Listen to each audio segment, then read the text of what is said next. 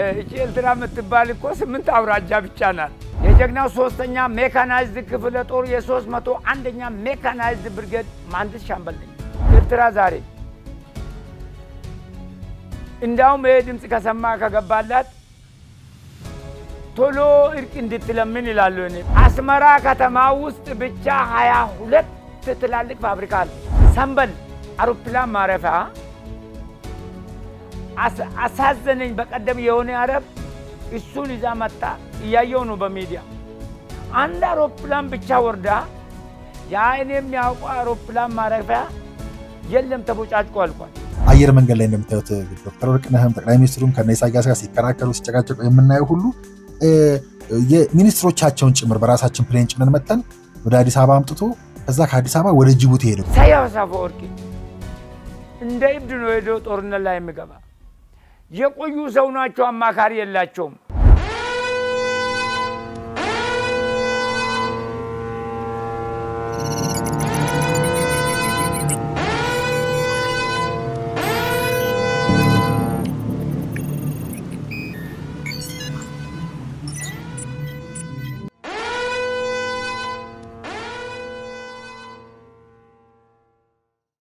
እቺ ኤርትራ የምትባል እኮ 8 አውራጃ ብቻ ናት። የአንድ ጅማ አክል ነው ማለት ነው። እንግዲህ ኦሮሞ እንዲህ ይላል፣ ሆሪን አልባቱ ቶኮ ፎና ጉቱ በሌሲቲ፣ አንድ ቂዘናም ላም በረቱ ሙሉ ታበላሻለች እንደሚባል ነው። ለምንድን ነው? ኤርትራ አዝናለሁ፣ ነበርኩባት። እኔ በደርግ ጊዜ በጣም የነጠሬ የተመዘገነ ኮማንዶ ነኝ።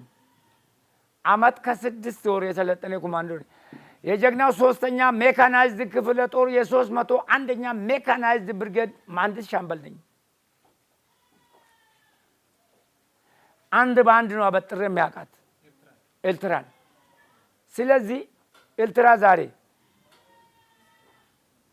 እንዳውም ይሄ ድምፅ ከሰማ ከገባላት ቶሎ እርቅ እንድትለምን ይላሉ። እኔ ለምንድን ነው? አስመራ ከተማ ውስጥ ብቻ 22 ትላልቅ ፋብሪካ አለ። በአንዱ አልተጠቀመችም፣ ዳሸቀች። ለምሳሌ በአካለ ጉዛይ አውራጃ ደቀ መሐሪ የሚባል ቦታ ላይ የሳምሶ ፋብሪካ አለ። በኢላ በረድ የኮንሶርባ ቲማቲም ፋብሪካ አለ። በጣም የአታክልት ማምረቻ ፋብሪካ ፒናፕ የሚባል የሚያመርት መንደሪኒ፣ እንጆሪ ምኑን በየአይነቱ የሚያመርት ፋብሪካ አለባት። አስመራ ከተማ ውስጥ የመኪና ጎማ ፋብሪካ አለ።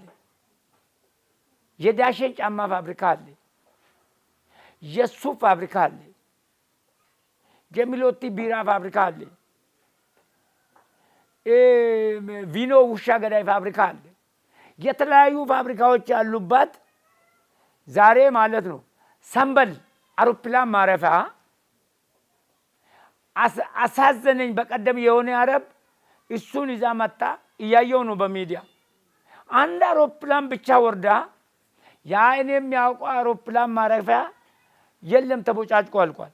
አየር መንገድ ላይ እንደምታዩት ዶክተር ወርቅነህም ጠቅላይ ሚኒስትሩም ከነ ኢሳያስ ጋር ሲከራከሩ ሲጨቃጨቁ የምናየው ሁሉ የሚኒስትሮቻቸውን ጭምር በራሳችን ፕሌን ጭነን መተን ወደ አዲስ አበባ አምጥቶ ከዛ ከአዲስ አበባ ወደ ጅቡቲ ሄደው ጅቡቲና ኤርትራ መሀልም ሰላም አልነበረም። የፎርማጆና ኤርትራን ጉዳይ ጨረሱት አብይ ናቸው እዛ እንዳሳያዎቹ። ከዛ በኋላ ደግሞ እንደገና ኤርትራና ጅቡቲ ደግሞ የተካረረ ጸብ ውስጥ ነው ያሉት። ሁለቱ ለማስታረቅ በዛ ደረጃ ነበረ። ዶክተር ወርቅነህም ነበሩ፣ አብይም ነበሩ። ሚኒስትሮቻቸውን እነ ሱሌማንን ምናምን ጉዳይ ሚኒስትሩን ቃል አቀባዮቻቸውን በእኛ አውሮፕላን ጭነን ከዛ ከቦሌ ኤርፖርት በሄሊኮፕተር ተጭነው ነበረ በራሳችን ጥረት ወደ ጅቡቲ ሄዱት። ሰውየው በአሁኑ ወቅት ወላሂ እኔ ሲዋጉ ማውቃቸዋለሁ።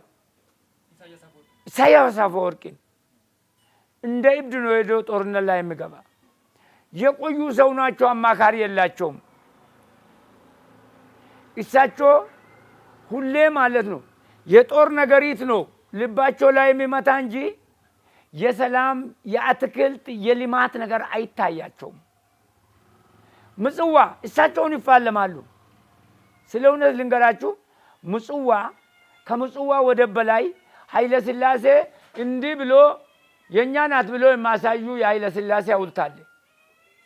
ወደ ላይ አለፍ ብትል ዶጋሊ ላይ የኢትዮጵያ ጀግና የአሉላ አባነጋ መቃብር አለ። አስመራ ከተማ ላይ ብትገባ ዘራይ ድረስ ለኢትዮጵያ ባንዲራ ፈረንጅን አርብድ ብዶ ተመቶ የመጣ መቃብሩ ያለ አስመራ ላይ ነው። አስመራ መቼ ተለይቶ ሌላ ሀገር ተብሎ ያውቃል? ያለ አንድ ፍርሚያ ያለ አንድ ውለታ ምክር ቤቱ ያልተወያየበት አንድ ኮሚቴ የማቀው እሳቸው ቆርጦ በሰጡት ሐሰን ማለት እኮ ኪሎማ ላይ ነው። እኔ የኮማንዶ ስልጠና የወሰድኩ ቡሬ አርሲሌ ላይ 32,000 ሰራዊት የመገብበት ዳቦ ቤት አለ። ሐሰብ 30ኛ ላይ ነበርኩ እኔ። ሐሰብ መርሳ ፋጡማ ላይ ነበርኩ እኔ።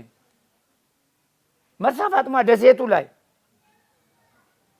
ከመቼም እስከ መቼ ሐሰብ የኤርትራው ነው አቅም አለኒ ፖለቲካ አልወድም ፖለቲካ ያልወድም ፖለቲካ አልወድም ብለህ የምታመልጠው ጉዳይ አይደለም። ከተማ አልደረሰም በሬና ላንኳኳም ብለህ አጥረህ በርን ዘግተህ የምታመልጠው ጉዳይ አይደለም። ነገ ለማዕድ ትሪ ስር ስትቀመጥ እንጀራ ሆኖ ታገኘዋለህ።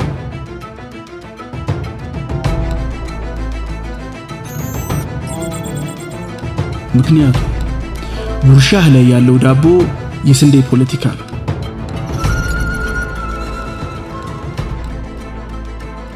በቀን 3 ለማዕድ እየተቀመጥክ ፖለቲካ አልወድም ማዕድህ እኮ ራሱ ፖለቲካ ነው።